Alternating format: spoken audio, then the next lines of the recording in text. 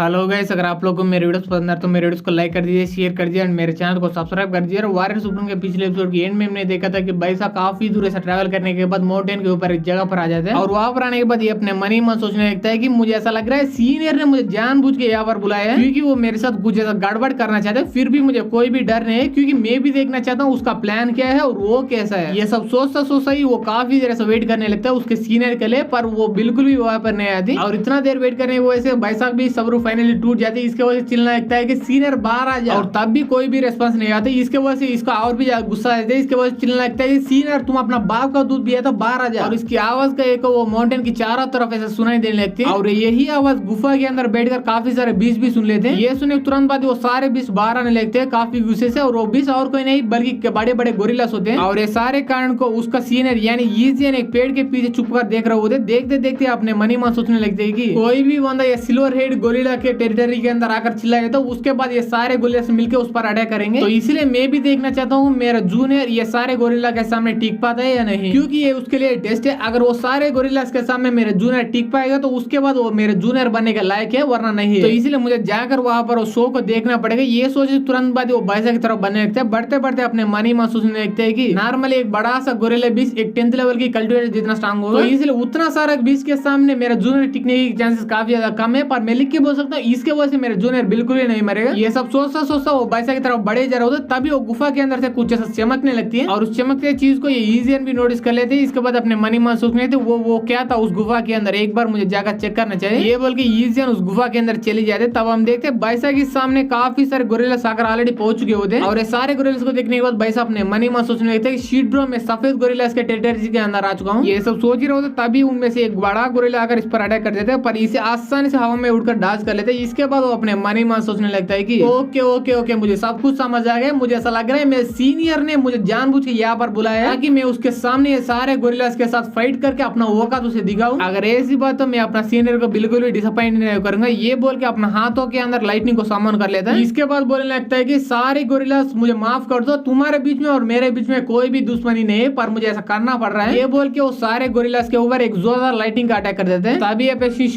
Aegean की तरफ वो अपने हाथों में कुछ ऐसा क्रिस्टल जैसा दिखने वाली चीजें पकड़ चुके होते और अपने मनी मान सोचने लगते हैं मुझे बिल्कुल ही नहीं पता कि जैसा गोरिल्ला बीस भी जैसा कमाल का ब्लड क्रिस्टल को कलेक्ट करते हैं। जो भी हो मैं काफी ज्यादा लकी हूँ क्योंकि काफी ज्यादा हाई क्वालिटी का और कमाल कमाल का आर्टिफैक्ट इसी ब्लड क्रिस्टल से बनाए जाते हैं। अगर मैं ये सारे क्रिस्टल को ले जाकर कहीं पर बेच दूं या मेरे फादर को भी दूं तब भी मेरे पास काफी सारे पैसे आ जाएंगे। ये सब सोचता सोचता काफी खुश होकर उस केव के बाहर की तरफ जा रहे होता, उतने में सामने की तरफ कुछ ऐसा देख लेते। उसके बाद उसका पूरी तरह फट के चौसठ हो जाती क्योंकि उसके सामने पहले से काफी बड़ा 4 हाथों वाला गोरिल्ला बीस्ट होती है। और उसे देखने के बाद ईजियन अपने मनी में सोचने लगते कि गया गया मैं गया, क्योंकि मुझे ऐसा लग रहा है ये मेरे सामने वाला बीस्ट कम से कम 4th स्टेज कल्टिवेटर जितना स्ट्रांग होगी। और तभी अब उसी केव के बाहर की तरफ तब हम देखते हैं बाइसा की अटैक की वजह से वो सारे गोरिल्लास नीचे पड़ा हुआ पूरी तरह से बेहोश हो चुके होते हैं। और इसे देखने के बाद बाइसा अपने मनी में सोचने थे यस यस ये अटैक उन पर काम कर गया, इसीलिए ये वो अटैक मेरा one of the favourite attack है। इसके बाद सामने की तरफ ज्यादा वो सोच रहा होता है कि अब ये सारे गोरिल्लास का काम तो तमाम हो गया, अब मेरा सीनियर का काम तमाम करने का समय आ चुका है क्योंकि उसी ने ही मुझे ये लफड़े में इन्वॉल्व किया। ये सोचते सोचते सामने की तरफ बढ़े जा रहा होता तभी साइड में से कुछ ऐसा चिल्लाने की आवाज सुनाई देने लगती है और तभी हम देखते हैं वहां पर और कोई नहीं बल्कि ईजियन चिल्लाते चिल्लाते आ रहा होता है कि जूनियर यहाँ से भाग जाओ, अगर तुम्हें यही पर नहीं मरना तो, क्योंकि मेरे पीछे गोल्डन गोरिल्ला पड़ चुके हैं। ये बोलता बोलता ये बाइसा के पास आ जाते। आने के बाद वहां पर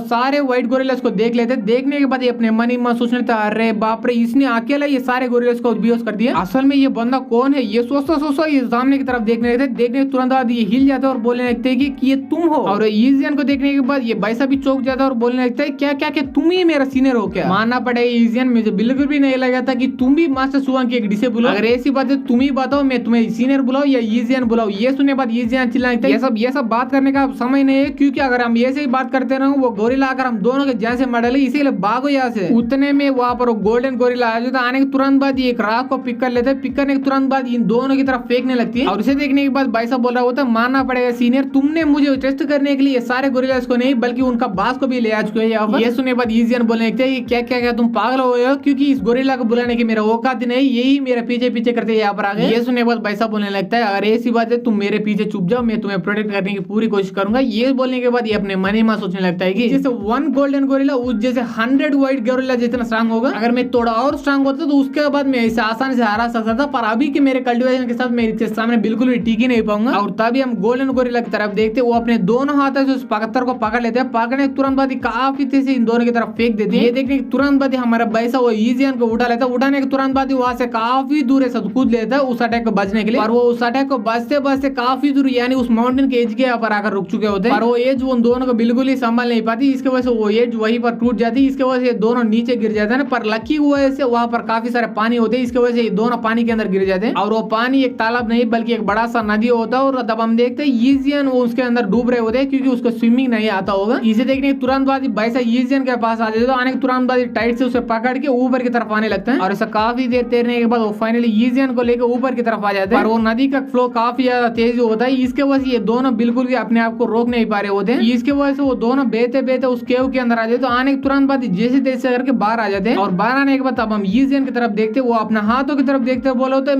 मेरा ब्लेड क्रिस्टल कहाँ गया। इसके बाद वो गुस्सा करते चिल्ला रहे होते हैं कि अरे यार मैंने इतना रिस्क किया फिर भी मेरे हाथों में बाबा जी का टुल्लू भी नहीं लगा। ये सुनने के बाद भाई साहब अपने मन ही मन सोचने लगते क्या लड़की पूरी तरह से पागल हो गया क्योंकि रिस्क मैंने किया था। ये सब सोचता सोचता ही भाई साहब सामने की तरफ बढ़े जा रहा होता तभी वो सामने की तरफ कुछ ऐसा देख लेता है। देखने के बाद पूरी तरह चौंक जाता है और पूछने लगता है ईजियन हम कहाँ पर आ गए। ये सुनने के बाद ईजियन भी सामने की तरफ देखने लगता है। देखने के बाद वो ये भी चौंक जाते हैं क्योंकि वो सामने वाले प्लेस काफी ज्यादा सुंदर भी होते हैं और वहाँ पर काफी सारे स्पिरिट भी होते हैं। इसके बाद ईजियन बोलने लगता है मुझे पूरा यकीन है कि यही वो क्वियन लिंक केव है यानी 1000 स्पिरिट केव है। मुझे ऐसा लग रहा है ये नदी वो क्वियन लिंक केव से कनेक्टेड है तो इसलिए हम बेहते बेहते इसी केव के अंदर आ गए। ये सुनने के बाद वैसा बोल रहा तो ओहो तो यही वो 1000 स्पिरिट केव है जिसके बारे में मास्टर ने मुझे पहले बताया था। अगर ऐसी बात है मुझे जाकर एक बार चेक करना पड़ेगा। ये बोल के वो सामने की तरफ बढ़ने लगता है। इसे देखने के बाद इसका पीछे करते करते ये ईजियन बोल रहा होता है कि नहीं ये हमारा फूड एंड स्पिरिट अकेडमी का एक इंपॉर्टेंट प्लेस है तो इसलिए परमिशन के बिना तो हम दोनों यहाँ पर नहीं आ सकते और तुम यहाँ पर बिल्कुल भी घूम नहीं सकते। ये सुने वो वैसा बोलने लगता है कि अगर ऐसी बात है हमारे पास सिर्फ एक ही चॉइस बचा और वो चॉइस है कि फिर से तैरते तैरते इसी रिवर के ऊपर की तरफ जाना। और एक सेकंड तुम्हें तो तैरना बिल्कुल भी नहीं आता तो इसे चुपचाप मेरे पीछे आ जाओ मुझे स्पिरिट बीस्ट को ढूंढने में मेरा मदद करो। और तभी हमारे एपिसोड यहीं पर खत्म हो जाते हैं। अगर आप लोगों को ये एपिसोड पसंद आए तो ये एपिसोड को लाइक कर दिए शेयर कर दिए एंड सब्सक्राइब कर दिए and thanks for watching guys.